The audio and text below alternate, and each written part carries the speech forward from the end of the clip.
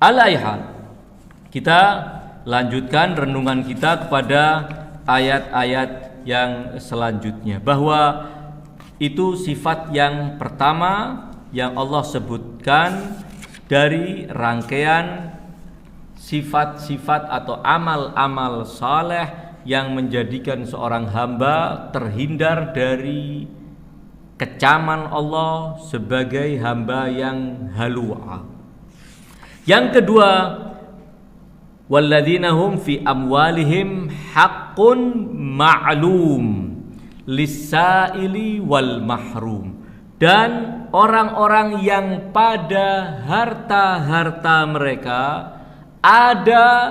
terdapat hak yang sudah diketahui dan ditentukan bagi orang yang meminta maupun orang yang mahrum.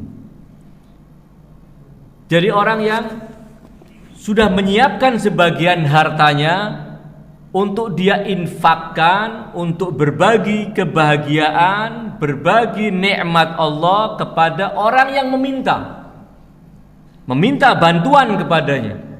Dan orang yang mahrum, orang yang meminta secara umum, kecuali yang nakal, adalah orang yang membutuhkan. Dan mahrum juga orang yang membutuhkan, namun karena dia menjaga harga dirinya, dia tetap bertahan dalam kondisi sangat butuh sekalipun, tidak mau meminta. Dia orang yang terhalang dari mendapatkan harta, namun tetap menjaga harga dirinya, tidak mau mengulurkan tangannya untuk meminta-minta. Orang-orang yang pada harta mereka ada hak yang sudah mereka tetapkan, bukan Allah yang menetapkan. Karena ini bukan infak wajib, bukan zakat, bukan humus. Kalau zakat, humus sesuatu yang wajib dia keluarkan. Namun tidak, ini bukan yang wajib, sesuatu yang sifatnya tatawwu, sifatnya sukarela, infak yang tidak wajib.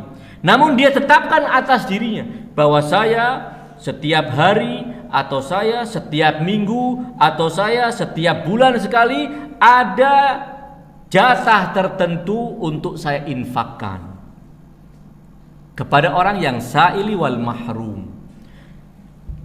Penyebutan as-sa'il wal mahrum sering kita temukan di dalam ayat-ayat yang lain.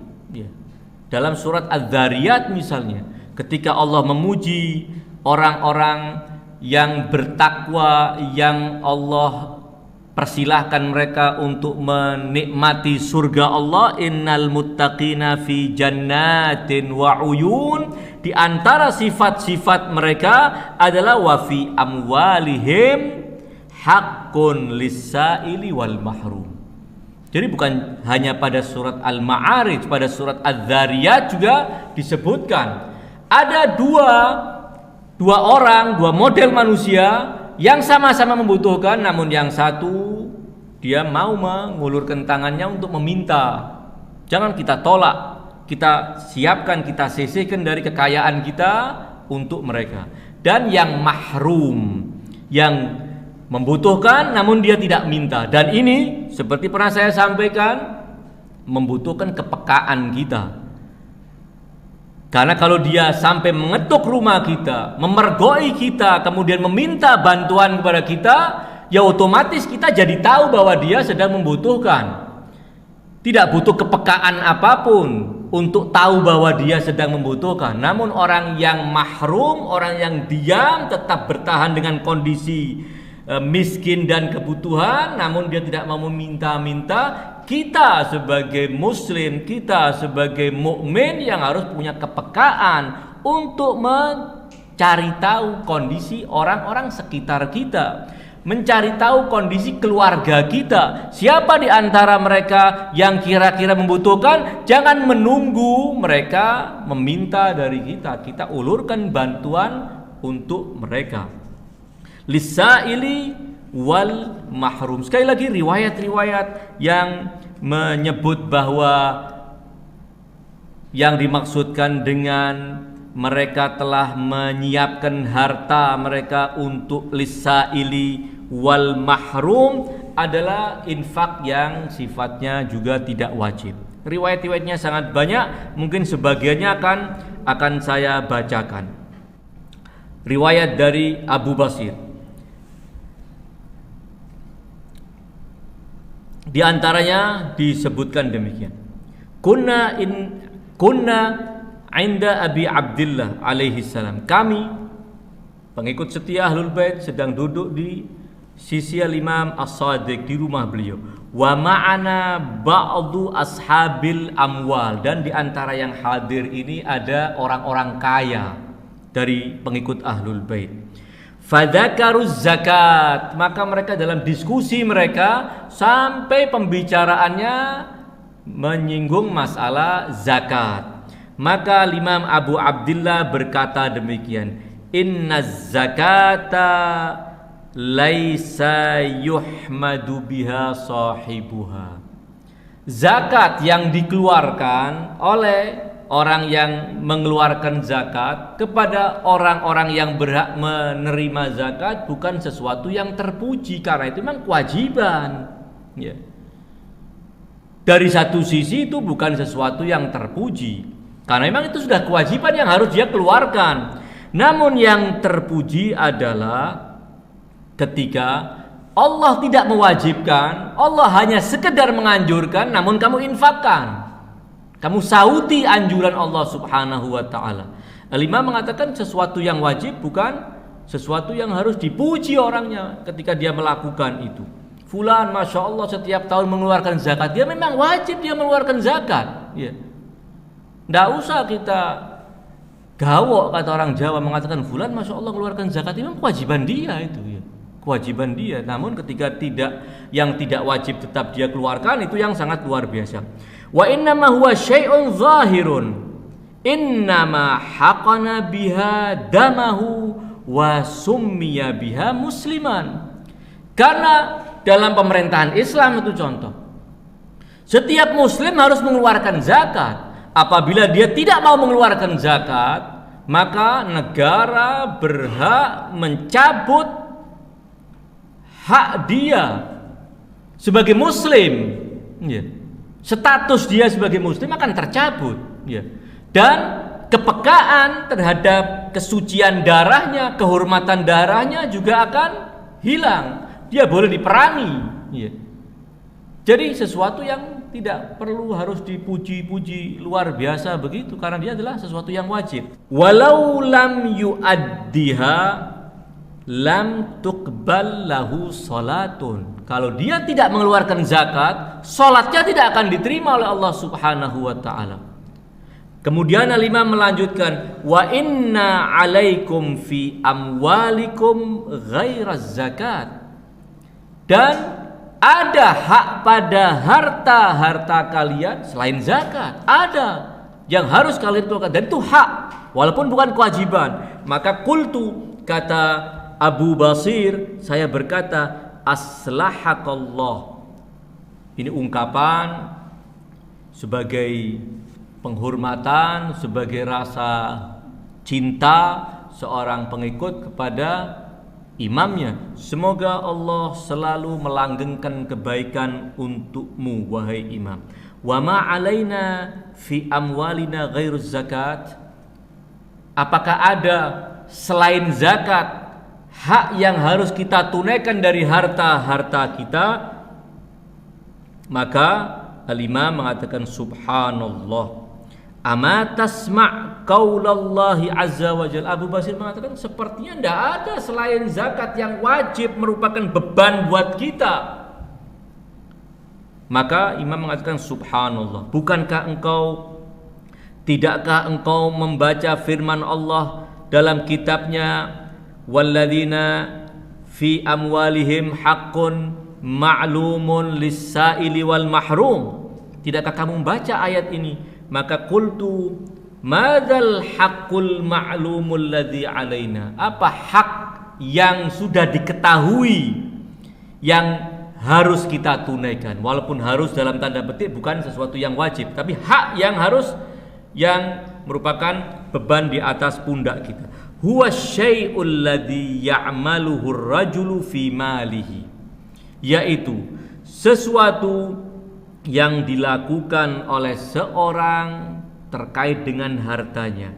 Yu'tihi fil yaum, yang dia sudah tetapkan akan saya infakkan setiap hari, au fil jumu'ati, atau dalam seminggu sekali, setiap Jumat saya infakkan, au fis syahri, atau dalam sebulan sekali, qalla au kasur, baik sedikit maupun banyak, ghairu annahu yadumu alai, namun yang penting dari itu dia continue melakukannya. Jadi sudah ada penjadwalan bahwa saya akan melakukan setiap hari infak berapa? 5.000 rupiah. Yang kaya mungkin bisa lebih dari itu. Kalau boleh diusulkan waktunya di pagi hari, karena dengan berinfak di pagi hari berarti kita telah seperti mengasuransikan kekayaan kita sehari itu agar dijaga oleh Allah Subhanahu wa taala. Kekayaan kita akan dijaga seperti kita bayar asuransi, dijaga oleh Allah selama sehari. Kalau kita akan keluarkan itu seminggu sekali, maka waktu yang dianjurkan atau yang boleh diusulkan adalah malam Jumat atau hari Jumat, karena akan dilipat gandakan. Atau sebulan sekali, karena saya gajiannya sebulan sekali. Begitu gajian dikeluarkan sebagian untuk diinfakkan. Sekali lagi, lisaili wal mahrum. Ini juga bukan infak yang sifatnya wajib. Kemudian yang berikutnya, walladzina yusaddiquna biyaumiddin, yaitu orang-orang yang membenarkan hari pembalasan, hari kiamat. Para ulama mengatakan, di antaranya Syekh Tabatabai mengatakan demikian, bahwa percaya kepada hari kiamat yang merupakan satu dari 3 pondasi akidah Islam, selain mengesahkan Allah, mengimani kerasulan Rasulullah, dan yang terakhir adalah mengimani hari akhir. Yusaddiquna biyaumiddin, membenarkan, mempercayai hari pembalasan. Yaumuddin adalah hari pembalasan. Di antara nama-nama hari kiamat adalah Yaumuddin, hari pembalasan. Mempercayai hari pembalasan ada dua level kepercayaan. Yang satu mempercayainya secara akidah melalui pembuktian-pembuktian, sehingga kita yakin bahwa hari kiamat pasti akan terjadi dan Allah akan mengadili semua manusia atas amal-amal mereka. Sifatnya adalah tasdik yang sifatnya i'tiqadi dalam istilah Allamah Tabatabai. At-tasdiqul i'tiqadi. Ada at-tasdiqul amali. Tasdik dalam arti perilaku kita membuktikan bahwa kita benar-benar percaya kepada hari akhir. Bagaimana perilaku orang yang percaya kepada hari pembalasan? Tentu dia akan melakukan semua amal soleh yang kelak dia akan dibalas dengan ganjaran oleh Allah Subhanahu wa ta'ala. Dan dia akan berusaha menjauhkan diri dari semua amal yang kemudian di hari pembalasan dia akan disiksa oleh Allah Subhanahu wa ta'ala. Ini adalah bentuk tasdik, tapi tasdik amali, bukan tasdik i'tiqadi, bukan tasdik ilmi. Yang dimaksud dengan walladzina yusaddiquna biyaumiddin dalam hemat Allamah Tabatabai dalam Tafsirul Mizan, yang dimaksudkan adalah annal murad bitasdiqihim yaumaddin at-tasdiqul amali dunat tasdiqil i'tiqadi. Jadi ayat ini sedang menegaskan bahwa orang-orang yang terhindar dari sifat halua adalah orang-orang yang percaya secara tindakan, secara praktek dalam kehidupannya, sepak terjangnya mencerminkan orang yang percaya akan adanya hari pembalasan. Dia tidak sedang berbicara tentang keyakinan mereka, keyakinan semata, ya. Tidak sedang berbicara tentang itu, tapi sedang berbicara tentang apa? Penerjemahan dari akidah dia tentang adanya hari pembalasan apa? Dia akan selalu melakukan hal yang akan mendapatkan balasan baik kelak di akhirat. Kenapa Allamah Tabatabai menganalisa atau menyimpulkan demikian? Karena ayat-ayat ini tidak sedang berbicara tentang akidah, tetapi sedang berbicara tentang amal. Diawali dengan salat, alladzina hum ala salatihim daimun, walladzina hum fi amwalihim haqqun lisaili wal mahrum. Kemudian walladzina yusaddiquna biyaumiddin. Jadi tasdiknya adalah at-tasdikul amali. Walaupun sebagian seperti Allamah Makarim Syirazi dalam tafsir Al-Amthal misalnya mengatakan ini sifatnya umum, ya mencakup tasdik i'tiqadi ilmi dan juga mencakup tasdik amali. Kedua-duanya terangkum dalam yang dimaksud oleh ayat walladzina yusaddiquna biyaumiddin. Dan dipilihnya kalimat yusaddiqun menggunakan bentuk mudhari', kata kerja yang menunjukkan arti kesinambungan, terus menerus, ingin menegaskan bahwa mereka dalam kehidupan mereka, dalam sepak terjang mereka, dalam seluruh tindakan mereka adalah tindakan orang yang percaya akan adanya hari pembalasan. Bukan cuma sehari saja dia yusaddiqun, kemudian di hari-hari yang lain seperti orang yang tidak percaya tentang hari akhir. Artinya orang-orang ini adalah orang-orang yang dalam kehidupannya selalu mengontrol dirinya. Ada kontrol yang ketat terhadap dirinya yang diistilahkan oleh para ulama dengan al-muraqabah, selalu mengontrol diri dan memperhatikan serta mengontrol tindakan-tindakan mereka. Ini yang ketiga. Yang berikutnya, yang keempat, walladzina hum min adzabi rabbihim musyfiqun. Dan orang-orang yang dari siksa Tuhan mereka takut. Orang-orang yang takut akan siksa Tuhan mereka.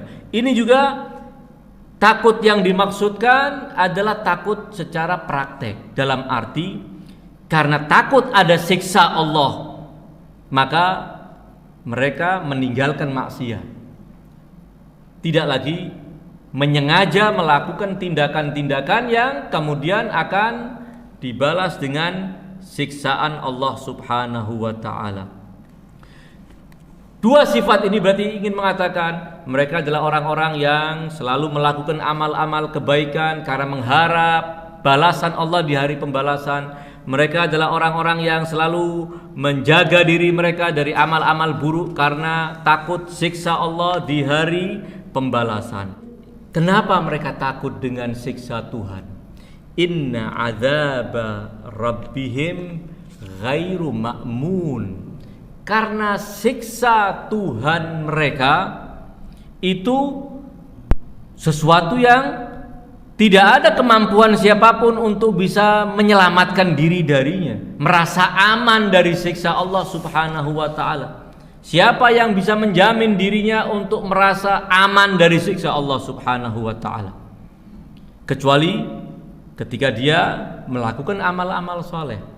Sebagian dari kita percaya kepada hari akhir, bahwa hari akhir adalah hari pembalasan, namun itu secara teoritis. Secara prakteknya boleh jadi tidak. Ada yang percaya kepada hari akhir, namun kepercayaannya kemudian menjadikannya dia lupa daratan. Saya yakin hari kiamat akan terjadi. Saya yakin Allah akan menggelar mahkamah keadilan. Namun saya juga yakin bahwa saya pasti menjadi penghuni surga. Ini juga sesuatu yang berbahaya, ya. Tidak ada rasa takut. Dalam salah satu wasiatnya Imam Amirul Mukminin pernah mengingatkan kepada salah seorang putranya, beliau mengatakan demikian. Bunayya, wahai anakku, khifillaha khaufan annaka law ataitahu bihasanati ahlil ardi lam yakbalha minka. Wahai anakku, takutlah engkau kepada Allah dengan rasa takut, andai engkau datang menghadap Allah dengan membawa kebaikan seluruh penghuni bumi, Allah tidak akan menerimanya. Harus sampai sebatas itu rasa takut kita. Namun juga jangan berhenti hanya pada rasa takut, karena kita akan terjatuh kepada keputusasaan, rasa putus asa dari meraih rahmat Allah Subhanahu wa taala. Perlu ada pengimbangan rasa pengharapan. Kemudian beliau melanjutkan, warjullaha rajaan annaka law ataitahu bisayyiati ahlil ardi ghafaraha lak. Dan mengharaplah kamu dari Allah Subhanahu wa taala dengan pengharapan seandainya engkau datang menghadap Allah dengan keburukan amal seluruh penghuni bumi, Allah akan mengampuninya untukmu. Jadi ada pengimbangan antara al-khauf dan ar-raja. Ini yang juga kita temukan pada sifat dan perilaku terpuji orang-orang yang Allah sebutkan pada ayat-ayat surat Al-Ma'arij, bahwa mereka adalah orang-orang yang yusaddiquna biyaumiddin, melakukan amal-amal kebaikan, walladzina hum min adzabi rabbihim musyfiqun, karena mereka sadar inna adzaba rabbihim ghairu ma'mun. Yang berikutnya, walladzina hum li furujihim hafizun, orang-orang yang menjaga kehormatan mereka, illa ala azwajihim, kecuali terhadap istri-istri mereka dan suami-suami mereka, terhadap pasangan-pasangan mereka yang sah. Au ma malakat aimanuhum, atau budak-budak sahaya yang menjadi milik mereka. Fa innahum ghairu malumin. Kalau dia mengalamatkan, dia menggunakan syahwatnya, syahwat birahinya kepada istri-istri mereka, itu bukan sesuatu yang tercela. Untuk suami-suami mereka, untuk pasangan-pasangan mereka yang sah dalam aturan Islam, yang demikian tidak tercela. Tetapi yang tercela adalah faman ibtagha wara'a dzalik, barang siapa yang masih mencari-cari di luar yang telah dihalalkan oleh Allah Subhanahu wa taala, faulaika humul adun, mereka adalah orang-orang yang melanggar batas, melampaui batas yang telah digariskan oleh Allah.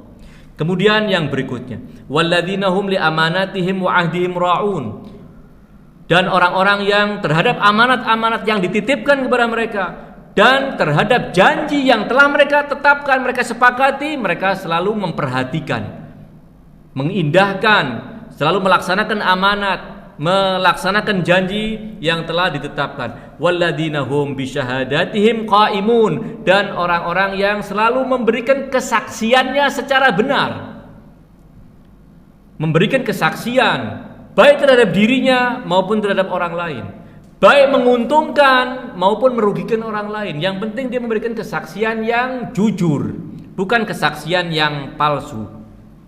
Walladzina hum ala salatihim yuhafizun, dan terakhir, dan orang-orang yang selalu menjaga solat wajibnya, menjaga solat wajib. Apa janji untuk mereka dari Allah Subhanahu wa taala? Ulaika fi jannatin mukramun, mereka akan ditempatkan di surga Allah, mukramun, dalam keadaan dimuliakan oleh Allah Subhanahu wa taala. Jadi ini adalah sifat-sifat terpuji orang-orang yang beriman, yang merupakan orang-orang yang tetap mengontrol sifat-sifat yang telah Allah tetapkan dalam diri manusia agar tetap berada dalam kondisi yang mu'tadil, kondisi yang tidak ekstrim kanan, tidak ekstrim kiri, tidak kurang, tidak berlebihan. Yang bisa menjaga kita adalah sholat dan amal-amal soleh yang lainnya. Sekali lagi, ayat-ayat ini ketika kita renungkan dengan bantuan riwayat-riwayat dari Ahlul Bait, dengan analisa dari para mufassirin yang menimba ilmu dan keterangan tentang ayat-ayat dari para a'immatul athhar alaihim afdhalus salati wassalam, harapan kita adalah kita bisa perlahan-lahan juga menyandang sifat-sifat itu, mempraktekkan amal-amal itu dalam keseharian kita. Karena itu adalah salah satu dari adab membaca Al-Quran. Apabila ada ayat-ayat yang memuat sifat-sifat terpuji, kita mengajak bicara diri kita untuk menanamkan semangat pada diri kita untuk bagaimana kita bisa menyandang hal-hal positif dan perilaku-perilaku terpuji tersebut. Apabila kita melewati ayat-ayat kecaman tentang perilaku buruk, sifat buruk, kita memohon kepada Allah Subhanahu wa ta'ala agar dijauhkan dari sifat-sifat itu. Dan itu salah satu dari adab tilawatil Quran. Dan ketika adab-adab itu kita indahkan, insya Allah kita juga akan diberi kekuatan oleh Allah Subhanahu wa ta'ala untuk mewujudkan semua hal terpuji dalam sifat-sifat yang Allah sebutkan di dalam ayat-ayatnya dalam diri kita. Mudah-mudahan pertemuan kita di malam hari ini diberkahi oleh Allah Subhanahu wa ta'ala, dan tadabbur kita terhadap ayat-ayat Allah dalam surat Al-Ma'arij ini menambah pemahaman kita tentang ayat-ayat suci Al-Quran Al-Karim. Hadza minni wa sallallahu ala khairi khalqihi ajma'in, Muhammadin wa alihi at-tayyibin at-tahirin, wa ghafarallahu lana wa lakum amin. Wassalamualaikum warahmatullahi wabarakatuh.